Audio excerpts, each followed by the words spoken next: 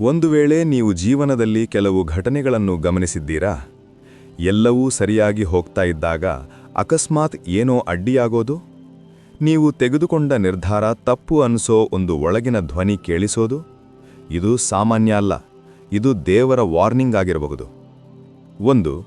ಮತ್ತೆ ಮತ್ತೆ ಅಡ್ಡಿಗಳು ಬರೋದು.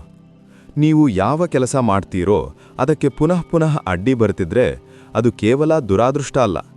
ದೇವರು ಹೇಳ್ತಿರೋದು, ಈ ದಾರಿ ಸರಿಯಲ್ಲ, ನಿಲ್ಲು ಅಂತ. ಜೀವನದಲ್ಲಿ ಕೆಲವು ಬಾಗಿಲುಗಳು ಮುಚ್ಚೋದಕ್ಕೆ ಕಾರಣ ಇದರಲ್ಲಿದೆ. 2. ಒಳಗಿನ ಧ್ವನಿ, ಇನ್ನರ್ ಫೀಲಿಂಗ್.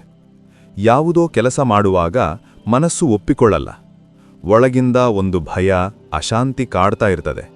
ಅದು ನಿಮ್ಮ ಮನಸ್ಸು ಅಲ್ಲ, ಅದು ದೇವರು ನಿಮಗೆ ಜಾಗ್ರತೆ ಅಂತ ಹೇಳ್ತಿರುವ ಸಿಗ್ನಲ್. 3. ಅಕಸ್ಮಾತ್ ಸಮಸ್ಯೆಗಳು ಹೆಚ್ಚಾಗೋದು. ಎಲ್ಲವೂ ಚೆನ್ನಾಗಿದ್ದಾಗ ಅಕಸ್ಮಾತ್ ಸಮಸ್ಯೆಗಳು ಶುರುವಾಗ್ತಾವೆ.